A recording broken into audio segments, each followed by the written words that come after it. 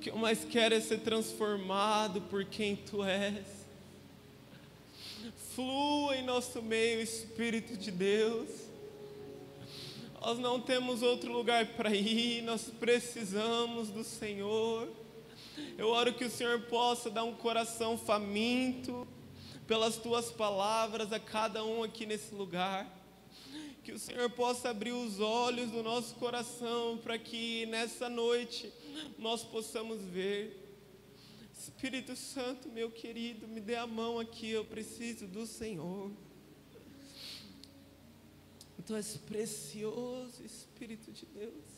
Se você puder repetir essa oração, fala: Espírito Santo, nós Te amamos, tenha liderança dessa reunião, no nome de Jesus, amém? Amém. Nessa noite a gente vai estar falando sobre os últimos dias. É o tema da palavra. O tema da palavra não é esse aqui não, gente. Mas é os últimos dias. E eu queria ter a sua atenção nesses minutos aqui. A palavra aqui não vai ser muito comprida, mas eu creio que Deus vai falar com você. Então eu queria pedir atenção, porque eu sei que nesse momento a nossa mente não quer concentrar, vem pensamentos de preocupação, talvez distrações, mas eu queria que você lutasse para estar aqui comigo, porque Deus Ele vai falar com você de uma maneira poderosa essa noite. Irmãos, eu creio com todo o meu coração que nós estamos perto do fim, que nós estamos vivendo os últimos dias. E se tem uma coisa que é necessária nos últimos dias, é nós entendermos o tempo que a gente está vivendo. Sabe, um dia Jesus, Ele repreende os fariseus, porque eles entendiam, eles sabiam, eles olhavam para o céu, e eles sabiam quando ia chover. Então tá ali, as nuvens estão vindo, eles sabiam, vai chover hoje. Eles sabiam discernir o tempo, só que eles não sabiam discernir o tempo espiritual, aquilo que estava para acontecer, aquilo que era o mais importante. E Jesus repreende eles duramente. E muitas vezes, na minha vida, eu não soube discernir o tempo. O meu pai tem uma experiência que é interessante. Ele estava um dia viajando, estava em outro país, ele estava lá nos Estados Unidos, e nos Estados Unidos, dependendo do estado, o horário é diferente. E ele voou, estava numa cidade dos Estados Unidos, e ele voou ali para Dallas, Houston, estava em Houston, que é no Texas, e ali em Houston, ele olhou para o relógio dele, que estava com o horário da outra cidade, e falou assim: ainda tem tempo para o voo sair, vou aproveitar aqui, vou comprar umas lembrancinhas. E começou a comprar lembrancinha, até que ele olhou um relógio que estava numa das lojas ali, e ele viu que faltava pouquíssimos minutos para o avião sair. Então ele ficou ali desesperado, saiu correndo e foi o último a entrar no avião. E aí Deus ele falou com o meu pai, falou: você não soube ajustar o seu relógio com o relógio daqui. E muitas vezes nós não sabemos ajustar o nosso relógio com o relógio de Deus. Muitas vezes nós não sabemos interpretar o tempo, aquilo que está acontecendo. Muitas vezes a gente dorme quando era para estar acordado. E o Senhor Ele quer essa noite ajustar o seu relógio com o relógio dEle, para que você não perca o tempo. Isso é muito necessário nos últimos dias, entender aquilo que nós estamos vivendo. Só que talvez você fale: Mateus, é impossível eu saber quando Jesus vai voltar.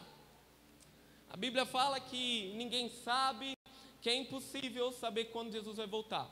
Eu quero te dizer uma coisa: é impossível saber o dia, a hora que Jesus vai voltar, mas a Bíblia nos dá muitos sinais do tempo em que Ele vai voltar, dos tempos em que Ele vai voltar, e nós precisamos, a Bíblia dá sinal para quê? Para a gente saber quando Jesus vai voltar. O que é que vai acontecer antes de Jesus voltar? E eu quero ler um versículo aqui que fala disso. O quanto nós podemos saber o tempo que Jesus vai voltar. Se você puder abrir a sua Bíblia, a gente vai ler muito versículo. Se você quiser acompanhar aqui no telão também. Versículos preciosos. 1 Tessalonicenses 5. Diz assim: irmãos, no versículo 1 até o 6. Irmãos, no que se refere aos tempos e às épocas, não há necessidade que eu lhes escreva, porque vocês sabem perfeitamente que o dia do Senhor vem como ladrão à noite.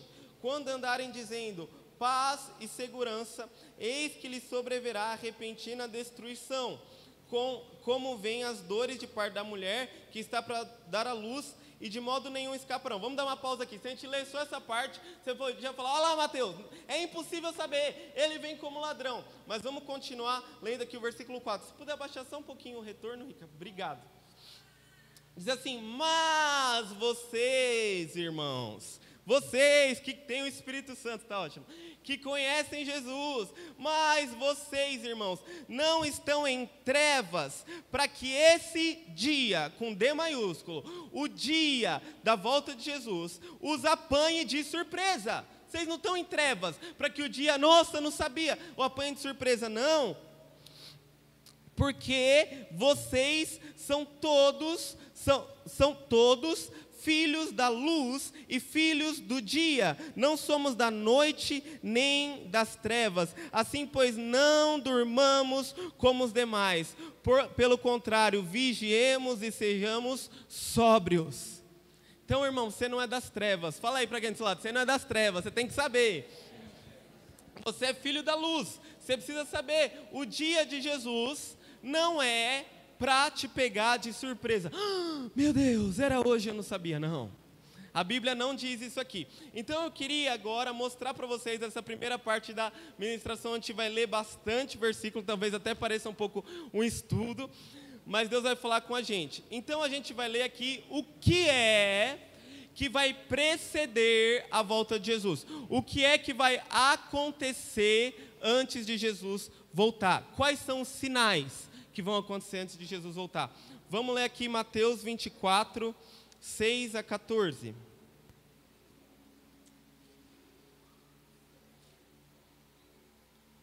Mateus 24, 6 a 14, diz o seguinte: e vocês ouvirão falar de guerras, rumores de guerras, fiquem atentos. Vocês têm ouvido falar de guerra aí? Alguém ouviu falar de guerra? Eu ouvi.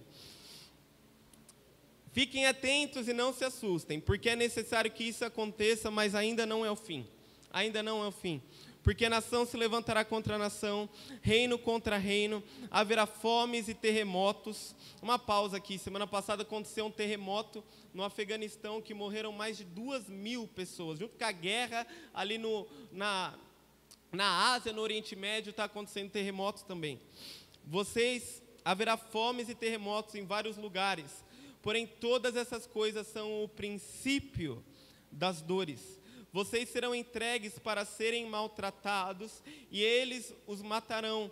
Vocês serão odiados por todas as nações, por causa do meu nome.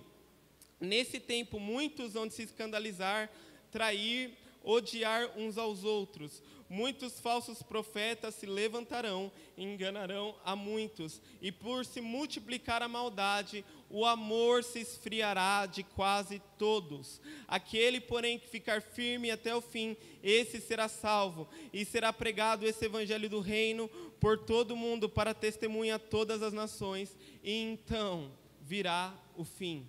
Então vamos... A primeira parte que a gente leu aqui fala que guerras, rumores de guerras serão o princípio das dores. A Bíblia compara os últimos dias com uma mulher que está para ganhar um filho.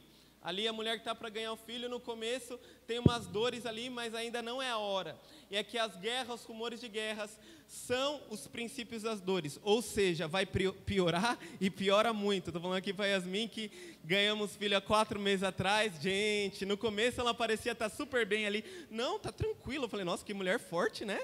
Tá sentindo dor de parto, tá tranquila. Ah, mal eu sabia. Ela berrava, foi muito forte, mas berrava porque tinha muito mais dor para vir. Então, esses são aqui alguns sinais que antecedem a volta de Jesus. Eu quero ler outros aqui, que está em 2 Tessalonicenses 2, versículo 3 até o 4.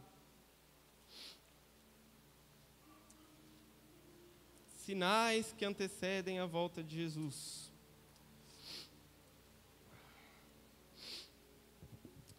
Olha que fala aqui fala de 2 sinais, 2 coisas que vão acontecer antes que Jesus volte.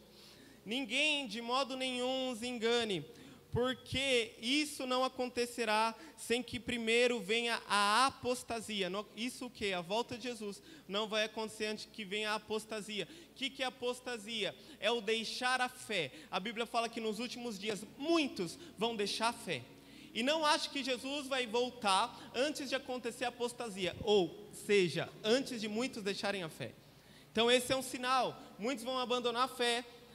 E o segundo sinal que Tessalonicenses fala: e seja revelado o homem da iniquidade, ou seja, o anticristo, o filho da perdição, o qual se opõe e se levanta contra tudo o que se chama Deus, ou é objeto de culto, a ponto de assentar-se no santuário de Deus, apresentando-se como se fosse o próprio Deus. Então aqui está falando de 2 sinais, irmãos, que antecedem a volta de Jesus. Muitos vão deixar a fé, e segundo, é o anticristo. E Mateus 24 fala das guerras, dos rumores de guerras, das perseguições e de tudo isso. Agora você pode me perguntar aqui, Mateus, e o arrebatamento?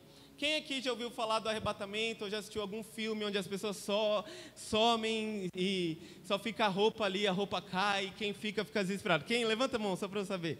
Tá, quase todo mundo já ouviu falar sobre o arrebatamento. Você pode me perguntar, Mateus, e o arrebatamento não é um sinal da volta de Jesus? Irmãos, vou mostrar aqui para vocês, essa parte aqui da palavra, eu queria que você ouvisse, e tudo bem se você não concordar comigo. Nas outras coisas, é importante concordar, mas nessa parte aqui, tudo bem se você quer acreditar no arrebatamento ainda. Eu sou de uma linha, de uma convicção, de que a volta de Jesus é um evento único, e eu quero mostrar aqui alguns versículos. E por que eu estou ensinando isso? Talvez você fale, Mateus, não é necessário. Irmãos, eu creio que é importante a igreja entender os sinais dos fins dos tempos. E eu quero mostrar aqui para vocês um pouco sobre essa questão do arrebatamento. Antes eu quero falar que o arrebatamento, essa ideia de arrebatamento, surgiu somente no século XIX, nos anos 1800. Antes disso, não foi achado escritos antigos dos pais da igreja. Quem que são os pais da igreja? São aqueles que sucederam Pedro, que sucederam João, que não estão na Bíblia, e eles têm escritos, não foi achado nenhum escrito antigo deles falando de um arrebatamento. Então a igreja primitiva, muito provavelmente, não cria nisso. E lá no século XIX surge a ideia do arrebatamento. E eu quero mostrar na Bíblia aqui o que a Bíblia fala sobre isso. É muito interessante. Se você puder abrir a sua Bíblia em 1 Coríntios 15, versículo 52. Amém, gente? Vocês estão comigo? Amém. Essa parte é bem teórica, mas Deus vai falar com a gente. Diz o seguinte: Paulo, versículo 51 diz: eis que vou lhe escrever um mistério, nem todos dormiremos, ou seja, nem todos vão morrer, mas todos seremos transformados, num momento, num abrir e fechar de olhos, ao ressoar da última trombeta. Da última trombeta. Então, irmão, se você pega Apocalipse, falando da volta de Jesus, existem 7 trombetas que vão ser tocadas, e 6 delas anunciam destruição. A 7ª trombeta fala da volta de Jesus. Vamos ler aqui Apocalipse 7, para a gente ler aqui sobre a última trombeta, já que a gente vai ser transformado, a gente vai subir aos céus no ressoar da última trombeta. No Apocalipse 7, irmãos, é Apocalipse 11, perdão. versículo 15, o sétimo anjo tocou a trombeta e houve no céu vozes fortes, dizendo: o reino do mundo se tornou de nosso Senhor e do seu Cristo. Então a última trombeta, que é a sétima, tocou, e aí se ouviu uma voz: o reino desse mundo agora é o reino do nosso Senhor. Ou seja, teve destruição, teve um monte de coisa, só que agora a última trombeta tocou, e essa terra se tornará o reino do nosso Deus. Aqui é o momento onde Jesus volta, e Paulo fala, é ao ressoar da última trombeta que nós seremos transformados. Vamos ler outro versículo que fala sobre a volta de Jesus, que fala sobre esse último dia aqui na terra. 1 Coríntios 4, versículo 13.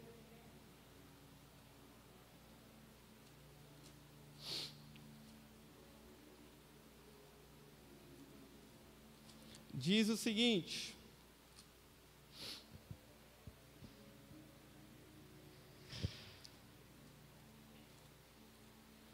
um minutinho.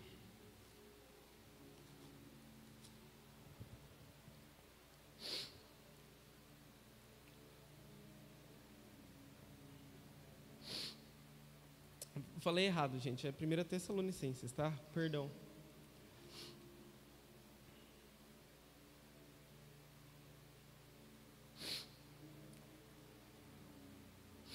Versículo 16.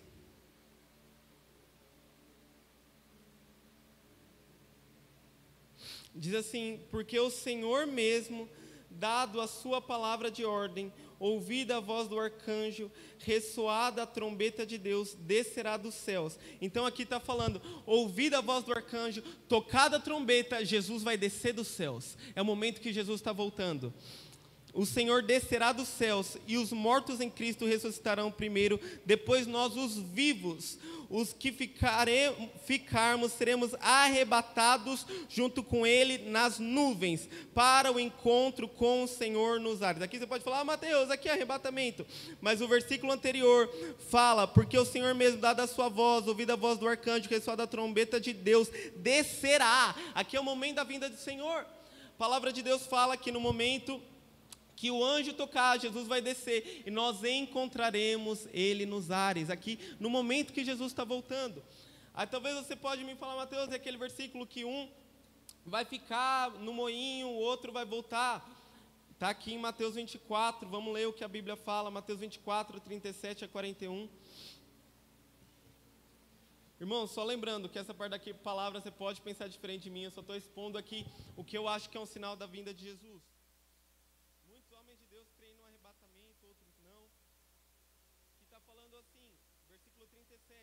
Pois assim como foi nos dias de Noé, assim também será na vinda do Filho do Homem, no momento que Jesus está vindo, na vinda do Filho do Homem. No versículo anterior a gente fala que no momento da vinda, nós encontraremos Ele nas nuvens, a gente vai encontrar na descida dEle, no momento da vinda do Filho do Homem. Pois assim como nos dias anteriores ao dilúvio, comiam e bebiam, casavam-se e davam em casamento, até o dia em que Noé entrou na arca.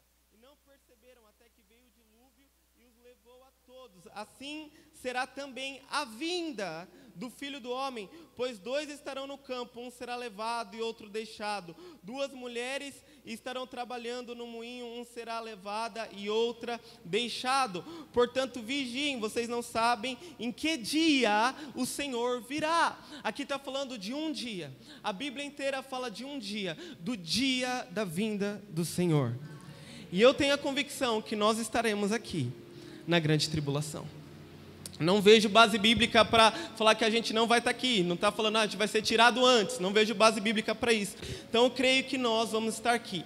Agora, mesmo se houvesse arrebatamento, irmão, vai ser demais. Eu queria que tivesse, para a gente encontrar Jesus antes. Mas nós precisamos estar prontos para a grande tribulação. Se vir arrebatamento, amém. Mas a gente precisa estar pronto. Porque talvez nós estamos para enfrentar dias muito difíceis. E o amor de quase todos vai se esfriar. Quase todos. Isso é muito sofrimento. E eu quero falar aqui, entrando numa outra parte da mensagem, qual deve ser a nossa postura nesses últimos dias.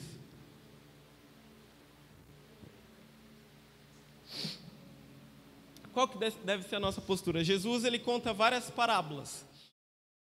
O que ele esperava dos cristãos, dos filhos e da noiva de Cristo, da igreja, nos últimos dias. E a parábola que eu quero usar aqui é a parábola das 10 virgens. A gente não vai ler, mas eu vou contar aqui para você. Jesus fala que o reino de Deus será semelhante a 10 virgens, ou a 10 moças. Todas elas saíram para o encontro com Jesus. E elas levaram lamparinas que estavam ali pegando fogo. E todas as 10 virgens, não teve exceção, todas elas que representam a gente, elas dormiram. Elas dormiram. Mas eis que surgiu uma voz, e a voz gritava, e dizia: o noivo se aproxima. Elas então se levantam desesperadas, não dá mais tempo de nada. O noivo está se aproximando. Só que 5 dessas virgens, elas eram imprudentes. Por que elas eram imprudentes? Porque elas não trouxeram óleo reserva para o fogo continuar aceso da lamparina. Elas não tinham azeite reserva, então elas pediram para as outras 5, falaram: nos dê um pouco de azeite para que a gente possa usar aqui. Elas falaram: não, vá comprar você. Então as virgens, elas vão comprar. Enquanto elas estão comprando azeite, o noivo chega, e as que estão prontas entram para o grande dia, para o dia da festa, para o dia do encontro com Jesus. E a porta então é fechada. As 5 entram desesperadas, e elas começam a bater, e aí Jesus fala: eu não as conheço. E Jesus, ele conta essa parábola para nós, para esses dias. Irmãos, uma coisa que é importante nós sabermos, nós que somos brasileiros.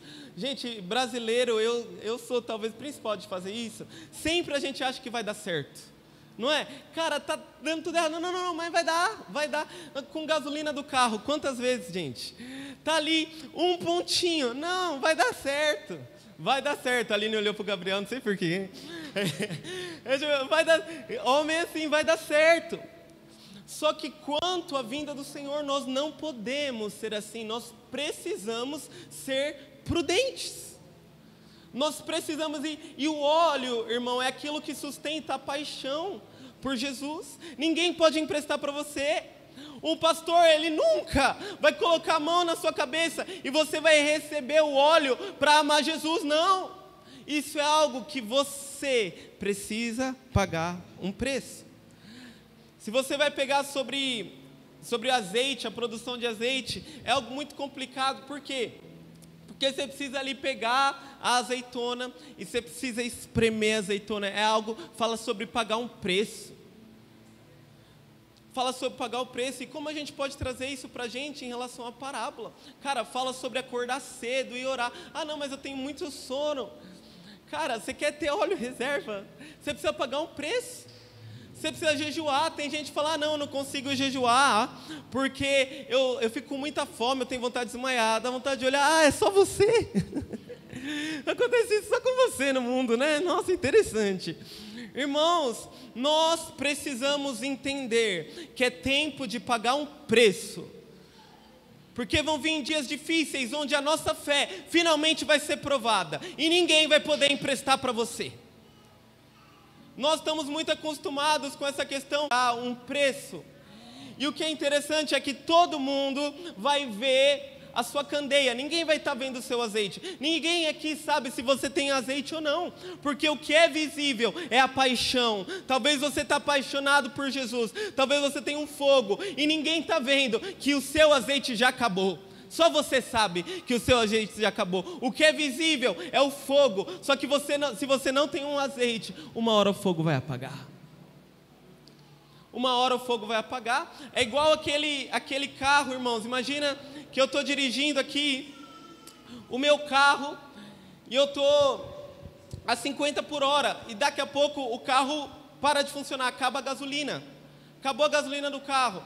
Eu estou a 50 por hora, acabou a gasolina do carro. O carro vai continuar andando. Por quê? Porque eu tinha ali acelerado, estava 50 por hora. Alguém olhando de fora não vai poder falar, acabou a gasolina, porque ainda está. Só que uma hora para. Ninguém está vendo. Uma hora vai parar. Então a primeira postura que nós devemos ter ao entendermos que nós estamos nos últimos dias é que nós precisamos de azeite. Todo mundo fala, eu preciso de azeite. Eu preciso pagar um preço. E ao pagar o preço, faça com muita alegria, porque você está se preparando para o dia mais especial da sua vida.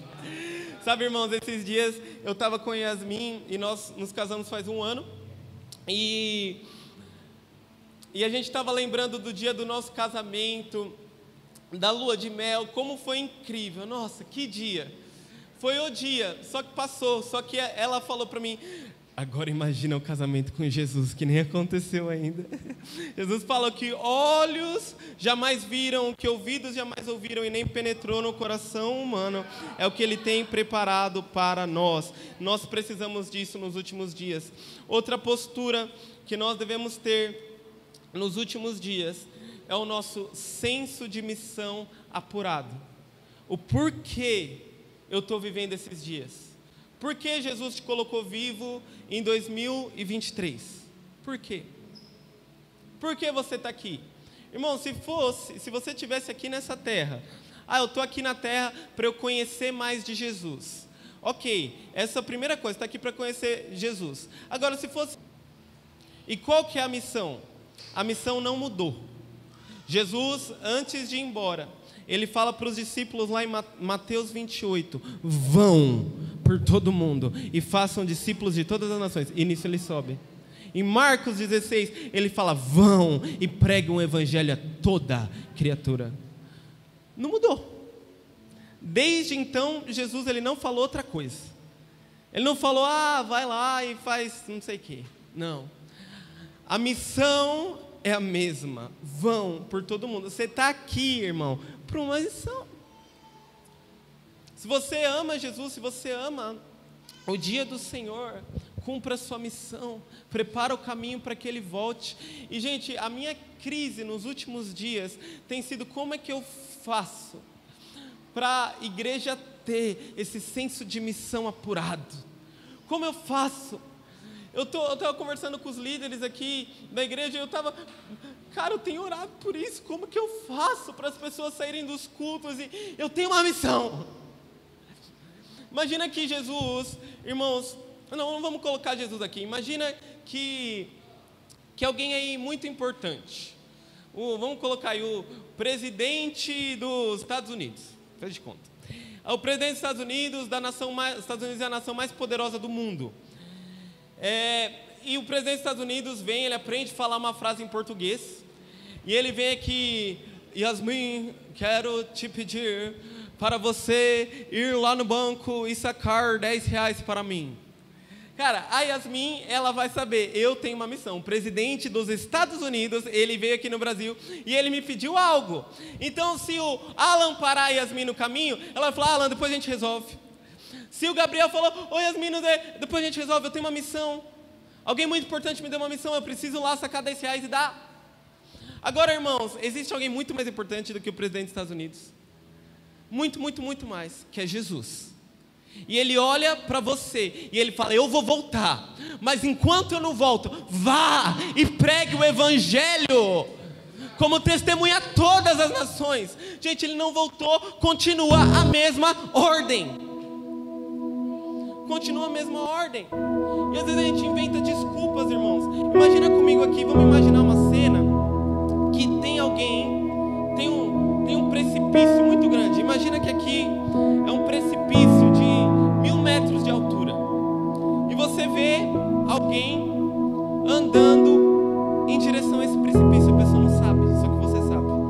Você vê alguém andando. E aí, você vê essa pessoa andando em direção ao precipício e você fala, eu tô com vergonha de avisar para ela. Gente, se eu visse uma cena dessa, eu ia te bater. Eu falo, como assim vergonha, cara? O cara tá para morrer. E você vai, eu tenho vergonha. Não, eu acho que não é o tempo ainda. Quando é o tempo? Quando ele cair? Não, mas eu tenho uma outra coisa para fazer. quando eu fazer um seminário, quando eu fazer a faculdade tal, aí eu vou falar para ele: oi, tem um precipício aqui. Cara, isso daí sabe o que é? Falta de compaixão. Se você vê alguém que está indo para um buraco, você precisa falar. Agora, gente, as pessoas estão indo muito pior que um precipício, elas estão indo eternamente para o inferno. O que te impede? Imagina uma outra situação aqui. Alguém que está completamente... Vamos mudar o exemplo aqui. Imagina um prédio que no segundo andar do prédio está tendo uma festa. E esse prédio começa a pegar fogo. Todo mundo de todos os andares evacua do prédio. O prédio está pegando fogo. Só que no segundo andar está tendo essa festa. E a música está tão alta que eles nem estão ouvindo a gritaria. Imagina que eu falo: você precisa avisar o segundo andar da festa que o prédio está pegando fogo. Aí você fala: ai, mas eles estão com uma intenção tão boa. Eu vou atrapalhar a festa deles? Ah, tadinhos, né? Eles estão lá na festa e eu vou parar aquela música. Gente, faz sentido um negócio desse? É você chegar gritando na festa: ei, todo mundo, o prédio está pegando fogo, vocês vão morrer. Se eles não acreditarem, irmãos, a culpa não é sua, mas você fez sua parte. Isso que Jesus nos chama. Agora o último exemplo aqui. Se aparece alguém aqui nesse lugar, essa pessoa ela foi inteiramente esfaqueada, o corpo dela está sangrando, todo mundo aqui ia ter muita compaixão dessa pessoa. Todo mundo ia olhar: tadinho, ai meu Deus. Todo mundo ia ficar apavorado. Essa pessoa foi esfaqueada por inteiro. Agora, como é que nós não temos compaixão das pessoas que estão esfaqueadas pelo pecado lá fora? É muito pior. As pessoas estão destruídas na alma. As pessoas estão depressivas, estão acabadas pelo pecado. Só que a gente olha, a gente não tem compaixão. A gente olha e a gente não chora, a gente não fica: meu Deus. O nosso coração cauterizou. A gente consegue olhar as pessoas e falar: normal. Jesus, Ele quer, nos últimos dias, nos dar um senso de missão muito grande. Cara, se for preciso você morrer tentando salvar alguém, morra. Se for preciso você perder o seu rolê, a sua noite especial para salvar alguém, perca. Vale a pena. Vale a pena, a gente está aqui na terra para isso. Perca tudo, mas salve mais um. Mas ganhe uma alma. Fale de Jesus para os seus amigos e não demore. Não fique esperando o tempo perfeito. Fale. O Espírito Santo, ele foi liberado. E a Bíblia fala que o Espírito Santo está no mundo convencendo do pecado, da justiça e do juízo. O Espírito está trabalhando. Agora ele está à espera dos seus cooperadores que estão entendendo o que ele está fazendo. O Espírito Santo não está aqui na terra para te fazer cantar legal.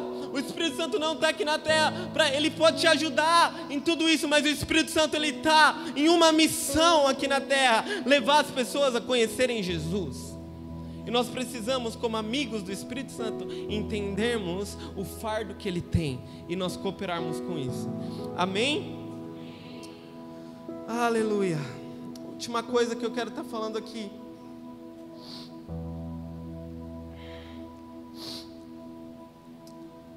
O que nós precisamos nos últimos dias é uma disposição para estar sofrendo por causa de Jesus.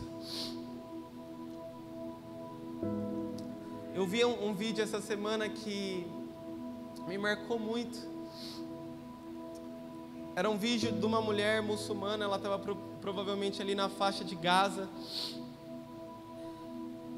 E ela sai correndo na rua.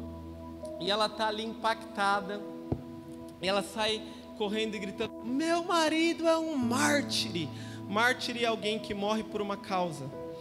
O marido dela tinha morrido por causa da causa do islamismo. E essa mulher, ela está tão alegre, gente. Ela abraça a outra. O marido dela tinha acabado de morrer. Ela abraça a outra. Ela entendeu o privilégio. Ali na cabeça dela, ela acha que é um privilégio morrer pelo Deus dela. E na legenda daquele vídeo, uma pessoa muito confiável escreveu, dado de uma pesquisa, que um muçulmano, quando ele se converte ao cristianismo, ele diminui o tempo de oração dele em 70%.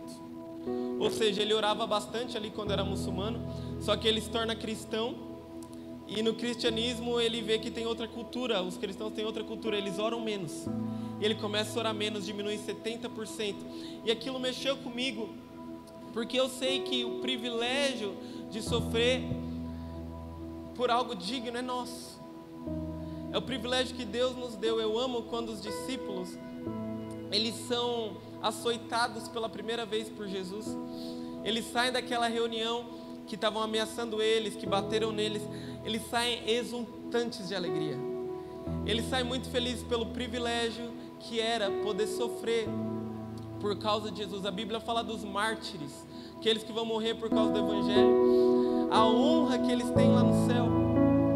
E é realmente um privilégio podermos, porque essa vida aqui, gente, não vale muita coisa, vai acabar daqui a pouco. Deus, Ele dá o privilégio de nós podermos sofrer por Ele. Só que talvez você pense, mas isso é para alguns. Eu quero ler aqui na Bíblia o que a Bíblia fala disso. 2 Timóteo, capítulo 3, versículo 12.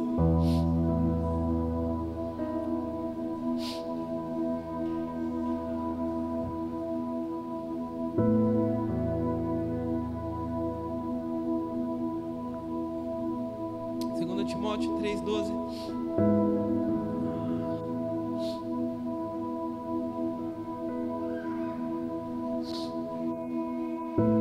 Amém. Diz assim, vai rolar? 2 Timóteo 3,12. Isso. Diz assim: na verdade, todos os que querem viver piedosamente em Cristo serão perseguidos. Que na versão NVT diz: todos que desejam ter uma vida de devoção em Cristo Jesus sofrerão perseguição. Então aqui, todos aqueles que querem viver para Jesus, não é só alguns. A Bíblia fala que você vai sofrer por causa do Evangelho. Eu já tive o privilégio de sofrer algumas coisas por causa do Evangelho. Eu lembro, estava falando de Jesus com uma menina, ela ficou ali endemoniada, ela estava sendo uma festa, ela tinha bebido muito, ela sugou ali um guspe e foi bem na minha cara. E ali você podia falar: ô Mateus, é triste, hein, cara? Fiquei tão feliz pelo privilégio de poder sofrer por Jesus que morreu por mim. Sabe, quando você ama, irmão, quando você entende aquilo que Jesus fez por você, você não quer poupar esforço, você quer dar tudo por Ele. Lembro uma vez um senhorzinho começou a me expulsar com uma vassoura, que eu estava falando de Jesus por ele. Lembro uma vez uma menina que disse que para a sala inteira que eu estava era intolerante religioso, e essa menina hoje, nossa, super minha amiga. Eu lembro uma vez que me deram um tapa na cara, por causa que eu falei de Jesus uma vez num restaurante. Fui falar de Jesus para um casal, estava comendo ali, só foi na mesa: eu queria dizer que Jesus ama vocês. Eles começaram a gritar no meio do restaurante.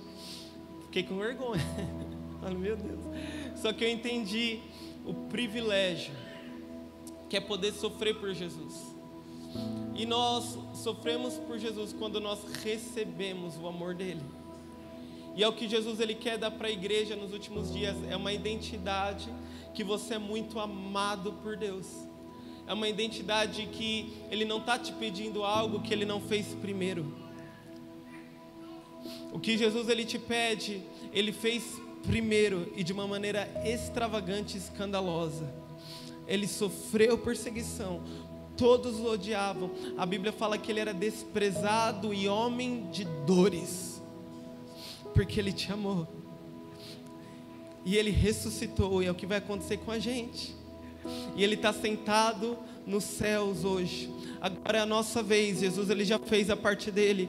Ele veio, Ele cumpriu a missão, Ele sofreu, Ele morreu, Ele ressuscitou. Agora está na sua vez de estar aqui na terra, cumprir a sua missão, sofrer, morrer. A sua carne vai morrer. Não sei se você vai morrer literalmente por causa de Jesus, mas um dia você vai ressuscitar com Ele.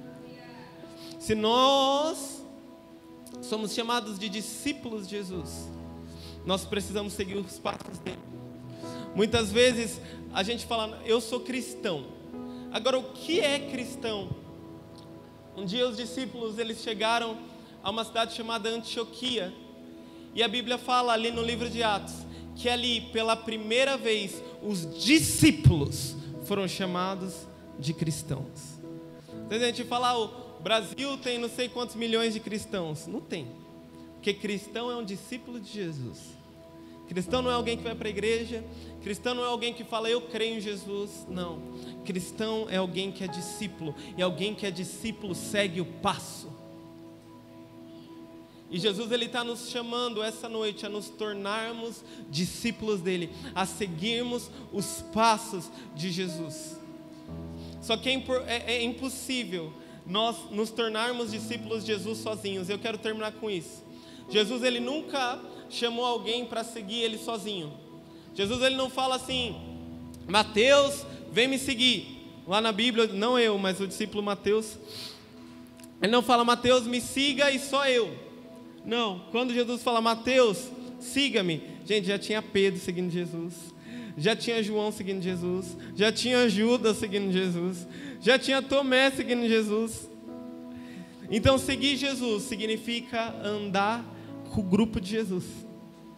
Seguir Jesus significa andar com a família de Jesus, que é a igreja.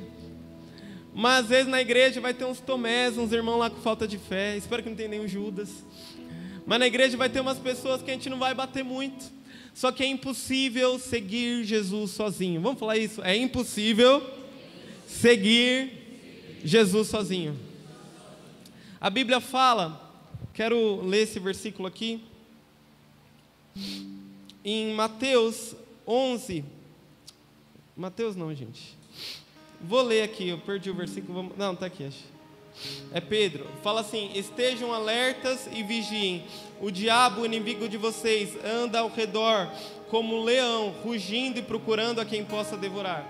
O diabo, ele não é o leão, quem é o leão da tribo de Judá é Jesus, mas ele anda como um leão. E como que um leão anda, gente? Sabe como um leão anda? Quando ele está procurando uma presa, ele procura alguém que está andando sozinho. Se o leão, ele vai encarar lá os búfalos, a manada de búfalo, por incrível que pareça, ele perde feio. Um búfalo, depois joga lá no YouTube, o búfalo matando leão. O que mais acontece? Eles matam o leão mesmo. Só que imagina o búfalo ali independente. Não, eu estou seguindo os meus próprios passos, eu sou o cara. O leão vai devorar o búfalo, certo? Por quê? Porque ele está andando sozinho. Agora, quando nós seguimos Jesus de verdade, nós estamos no corpo, é muito difícil você ser devorado. É impossível, porque você tem seu irmão ali para te ajudar. Você está ali, a lâmpada está se apagando, seu irmão que conhece sua vida, vai falar, você está doido, meu filho? Vai orar, sai desse Instagram um pouco, está muito pensado no TikTok. Vai orar. Agora, seguir Jesus sozinho, eu não vou falar que é difícil, é impossível. Tanto que a Bíblia fala em Hebreus, fala assim, terminar com esse versículo, não deixem de congregar, ainda mais quando vocês veem que o dia da volta de Jesus se aproxima. Se tem uma hora que você não deve deixar de congregar, e congregar não é só vir aqui, ver a nuca do seu irmão, ouvir uma palavra, congregar é ter relacionamento, é ser é estar ali, a célula é um ambiente que a gente conhece uns aos outros aqui na nossa igreja, é conhecer a vida um do outro. Quanto mais vocês veem que o dia se aproxima. Eu estou vendo que o dia está se aproximando. Você está? Então não deixe de congregar. Amém? Vamos ficar de pé. Se puder apagar assim.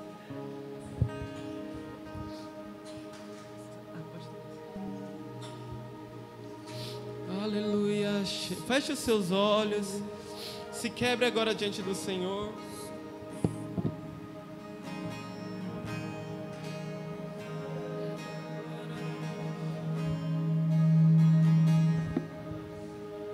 Adora Ele.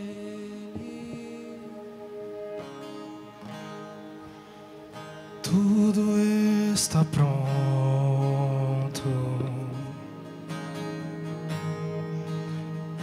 mesa, pão e vinho, lâmpadas acesas. Ele vem, Ele vem.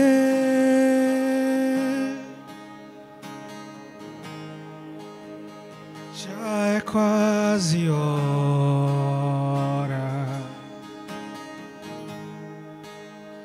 ainda estou queimando.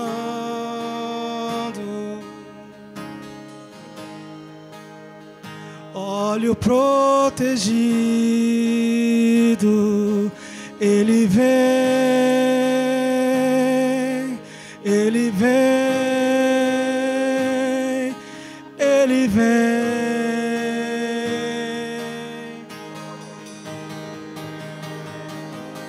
Eu não vejo a hora de te encontrar. Deixa ser gerado no seu coração o amor pelo dia do Senhor. De te abraçar. Eu não vejo a hora de alguém gritar: o noivo vem. Oh, meu dia do Senhor, tenha saudade dele agora. De te Encontrar.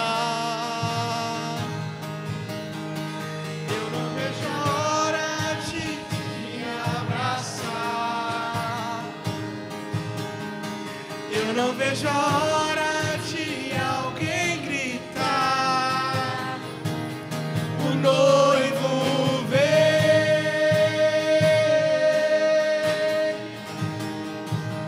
o noivo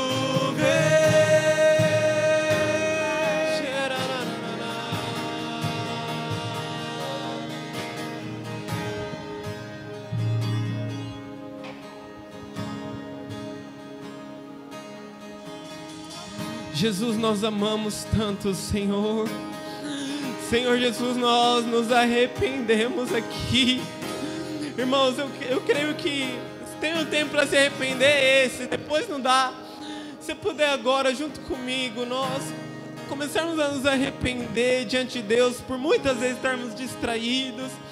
Não, porque ele é o noivo e ele está empolgado para esse dia, mas às vezes ele olha para a noiva nem está ligando para o dia do casamento de Jesus com ela. Vamos tirar o tempo agora para nos arrependermos antes de terminarmos aqui. Jesus, nos perdoe por tantas as vezes nós andarmos distraídos. Me perdoe, Jesus, por perder tanto tempo com aquilo que não é importante, Jesus.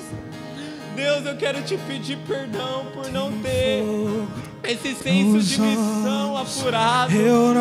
Senhor, por não ter compaixão das pessoas. Oh Deus, nos dê como igreja compaixão pelos perdidos, Senhor. Nos dê como igreja, eu não sei como eu vou fazer isso, Senhor, mas nos dê, Senhor, um senso de missão, que nós estamos aqui para ganhar almas, que nós estamos aqui para ganhar vida, Senhor. Libera isso, libera, Senhor. Tem fogo nos olhos, eu não imaginava que era. Adora Ele, vamos adorar, terminar adorando. Meu noivo esperado, eu abro a minha casa, pode morar aqui.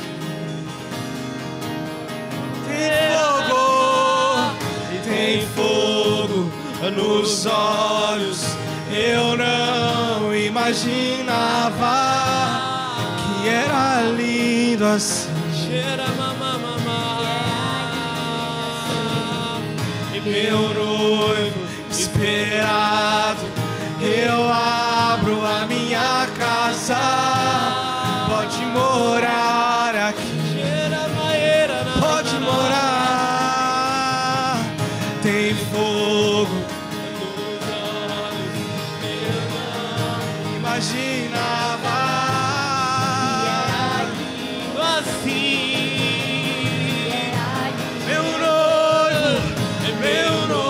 Suas mãos, vamos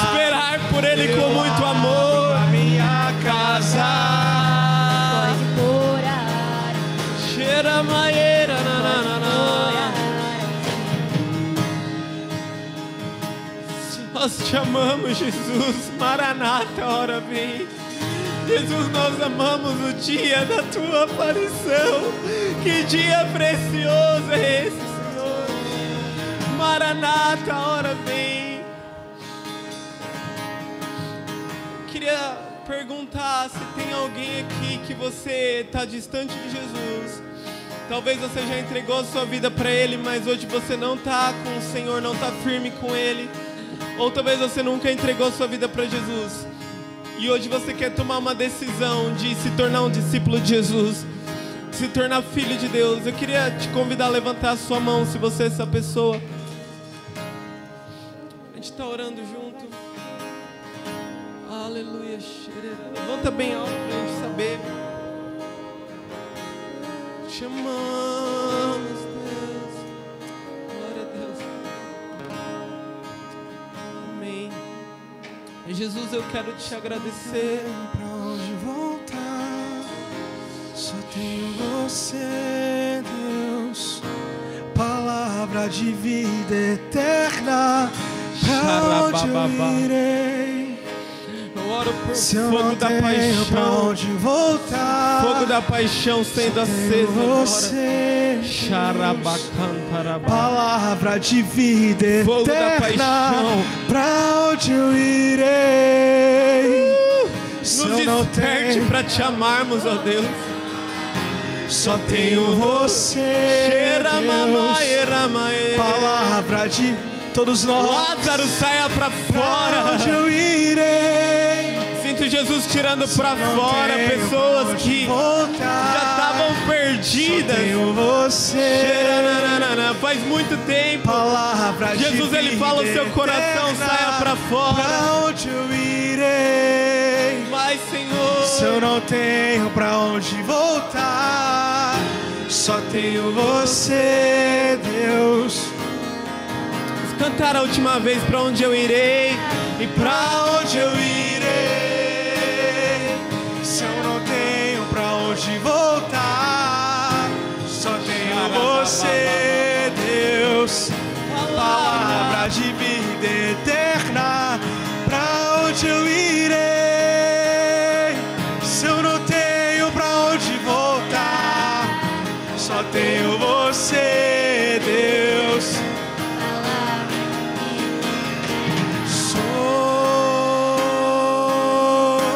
Sou totalmente.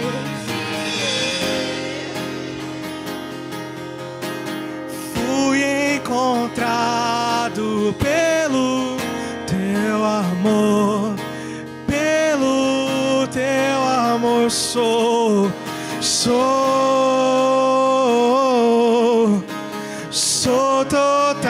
totalmente teu.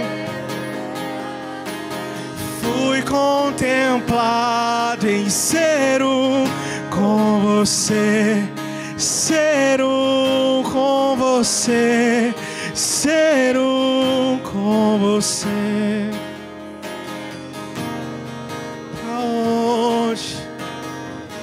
Pra onde eu irei?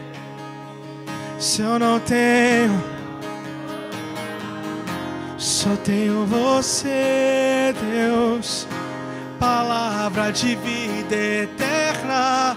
Pra onde eu irei? aleluia, Se Senhor. eu não tenho, Obrigado pela tua presença, Senhor. Te amamos, palavra Jesus. de vida eterna. Amém. Feche seus olhos. Senhor Deus, nós te agradecemos pela tua presença aqui nesse lugar. Nós só temos você, não é uma canção, nós não temos outro lugar para ir. Nós achamos o nosso tesouro, que é você, Jesus. Deus, nós não podemos terminar aqui, Senhor, sem antes orar por Israel. Nós abençoamos Israel. Nós declaramos salvação e paz sobre Israel, ó Deus. Senhor, eu oro, Pai, para que os judeus possam conhecer a Jesus, possam se voltar para Ti. Senhor, livra aqueles reféns da morte, que Israel possa ver o Cristo. Senhor, nós abençoamos Israel, nós abençoamos Jerusalém, nós abençoamos essa terra, Deus. no nome santo de Jesus.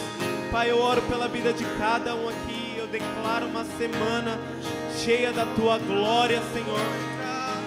Eu oro, Jesus, para que, Senhor, cada um aqui possa receber um vinho novo. Eu declaro a alegria do Senhor sobre a sua vida. Eu declaro a face de Deus brilhando sobre você. No nome de Jesus, eu quero declarar que você e a sua casa, ainda esse ano, servirão ao Senhor. Receba agora no nome de Jesus. Se algum enfermo aqui, eu declaro, seja curado agora. Se alguém com depressão, seja curado agora, no nome santo de Jesus. Nós te amamos muito, obrigado pela Tua presença aqui, Jesus. E eu declaro e profetizo sobre a sua vida o amor do Pai, a graça de Jesus, a unção e a comunhão profunda do Espírito Santo, hoje e sempre, sobre a sua vida, no nome de Jesus. Nós te amamos, Jesus. Aplauda ele. As pernas à porta.